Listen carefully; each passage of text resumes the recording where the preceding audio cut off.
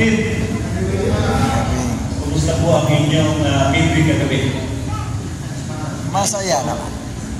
Yung aking pong appointment ay kinakailangan talaga puntahan sapagkat yun po ay siguro 2 months ago na nasalutan ko, kaya ako pinakaisip kay Elder Harris na siya ay mag-take over. Anyway, parehas lang naman kami Harris. Plural lang yung kanya. So, ngayon pong gabi mga kapatid, isang magandang paksa na naman yung ating pong pag-usapan. Here I am, Lord, guide me. Alam po ninyo, pagpag-aralan natin itong paggabay ng Panginoon, napakalalim. Hindi ito basta-basta, yun lang parang, madali kasi yung term na gabayan. Palagi kasama sa panalangin natin. Ano po? Pero yung impact sa buhay natin ito ay napakalalim. At kung minsan hindi natin masyadong may paliwanag kung paano ang Panginoon ay nag-iingat. Kaya ngayong gabi, mga kapatid natin po, lalaliman ng kaunti yung ating pong pag-uusap.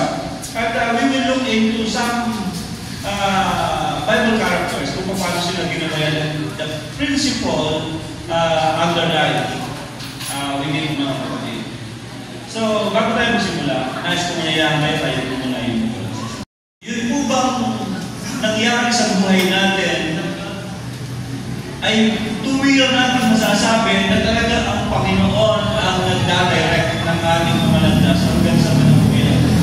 Or tayo mismo, pumili tayo ng sarili nating landas, pero doon sa middle ng ating journey na kung saan tayo nadadapa, ang Panginoon ay umaalalay sa atin. Paano niyo masasabi, mga kapatid? Are we so sure na tayo ay palaging ginagabayan yung nangyayari sa buhay natin? O pwede natin sabihin, decision ko kasi yun eh. Kung minsan, hindi ko na siya kinukonsider. Di ba? Pero kapag nadadapa tayo, doon natin nakikita na andun pala siya, gumagabay, sumasama sa ating journey. Kahit pa, madalas, hindi natin siya kinukonsider. Ganon ang Panginoon. Hindi kanya basta-basta bibitawan. And then, hindi rin naman ibig sabihin na ginagabayan ka ng Panginoon ay excuse ka na sa lahat ng mga trials o mga problema. Alam niyo po ba, mga kapatid, maraming mga Bible characters na bubuksan natin ang kanilang buhay ngayong gabi. At makikita natin yung paggabay ng Panginoon sa kanila, pero hindi sila excuse. Sa maraming mga trials, sa maraming mga problema, even na lalagay sila doon sa mga panganib na parang bang yung kanilang buhay ay mawawala. Ito ay isang pabala sa bawat sa atin na tayo magkaroon ng malalim na tiwala sa paggabay ng Panginoon. Alam niyo po ba may mga tao na, even mga mananampalataya, na kapag ka dumarating sa punto ng buhay na parang sila'y bigat na bigat, sinisisi ang Diyos. Sila'y nagtatanong, Panginoon, kung talagang mahal mo ako, kung talagang nandyan ka, bakit inayaan mo na itong mga bagay na ito ay dumating sa akin? Ang dami namang iba dyan kung pwedeng makaranas, bakit ako ba? Diba? Kung minsan, sinisisi natin ng Panginoon sa mga ganun pangyayari sa buhay natin. Nawawalan tayo ng tiwala na pagka-negative yung bagay ang dumating, hindi niya ito. Hindi tayo binabayan. Diba? At always, and I will satisfy you in all the good things, sabi ng Panginoon. Sa Tagalog, at papatnubayan ka palagi ng Panginoon ng Diyos. At sisihan na iyong mga buto sa mga tuyong dagat. At ikaw ay magiging parang halaman na dilig na mga tubig ay hindi naglilita. Ganyan ang paggabay ng Panginoon. So, meron po ba kayong mga nakikita mga Bible characters na masasabi ninyo talagang ito, itong tao na ito, matindi ang paggabay ng Panginoon? Any Bible characters, mga kapatid? Baka mahuhulaan nyo yung babanggitin ko ngayon. Tatlo ito na pag-aaralan natin. Titignan natin yung kanilang similarities, mga kapatid. Sino yung mga characters na kung pwede yung masabi ngayon gabi na I guarantee ang tao nito ay ginabay ng Panginoon. Sino kaya? Si Moses. Okay? Tama. Gagamitin natin ang karakter ni Moses. Si Joseph. Gagamitin din natin yan. Joseph din ako. Sino po? Joseph din ako. Joseph. Isa pa? Daniel. Saktong-sakto yung mga binanggit niya. We will talk about their lives. Actually. Kasi yun yung mga class example ng paggawin ng Panginoon. Okay? What are their similarities, mga kapatid? Okay. Isa-isahin natin.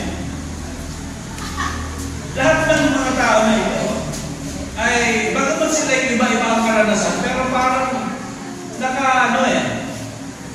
naka-pattern, mga kapatid. Kung tayo kaya yun, can we still say na ginagabay tayo ng Panginoon? Yung fulfillment ng kanyang duty, napakalayo pa sa hinaharap. Pero hindi siya nahiya na nawalan ng pag-asa pa. Pero niya yung ganyang klase ng kasaysayan. Nakulong pa siya. Nakulong pa. Napagdiktakan pa. Diba?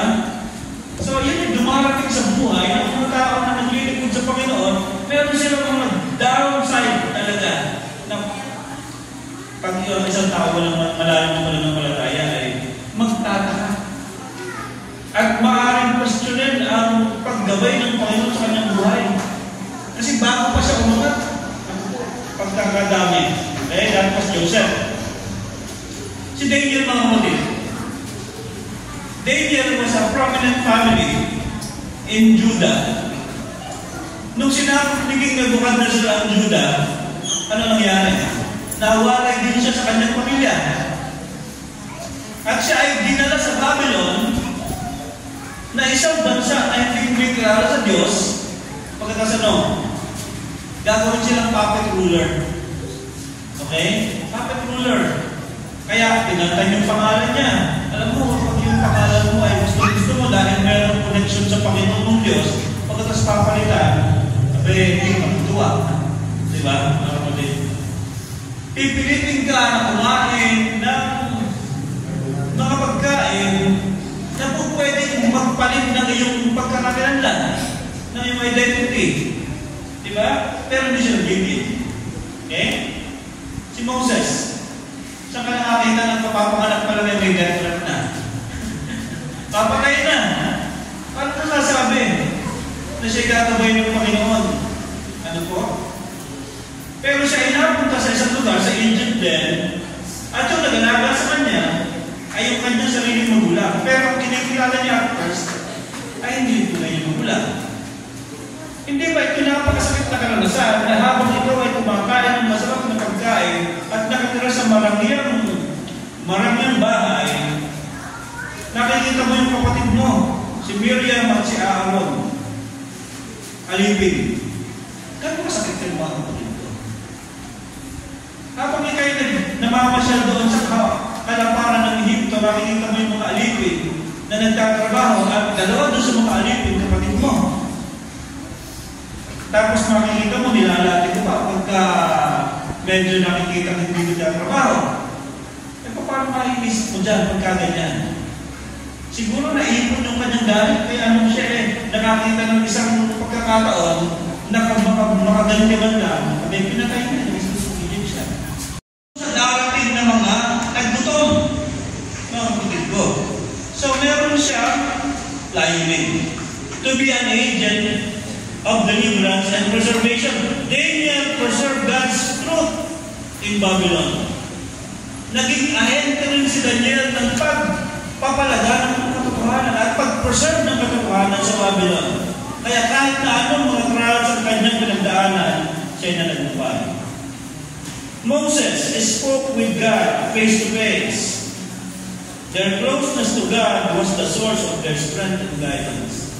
Hindi ka naman po pwedeng makapag-usap sa Panginoon kung ikaw ay hindi mapagpakumbaba. Binansagan si Moses ng Biblia na babagbasan sa kanya. The biggest man. Diba? From a very proud general, mga kapatid.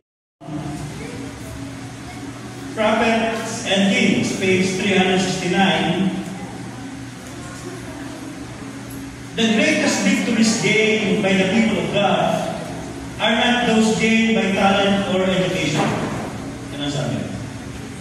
By wealth or the favor of men. Okay? Yun daw success.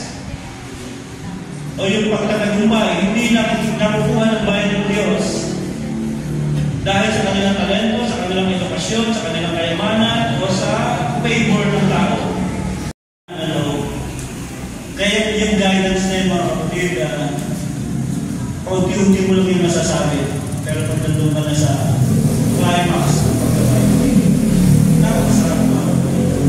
And I challenge you tonight, mga kapatid, huwag tayong manghinawa kahit na medyo mabigat ang pagsubok. Huwag magbabakaw. Pwede naman siguro mag-step back. Kasi kung minsan yung mga boxer hindi naman ibig sabihin ma-atras Step back, kaunti ka. Ay ako nga, yung step back ko, 11 years mga kapatid. Pero ganun pa rin. So, ang itong karaman na ito, takbuhin ang buhay na ito, hindi lang ito para sa mayayaman, sa mabibilis. Para din ito sa mga determinado. Kung gusto mo talagang makita ang pagdabay ng Panginoon sa buhay. Just continue the race. So God bless po. Magandang gabi at sana na-inspire tayo sa atin ito.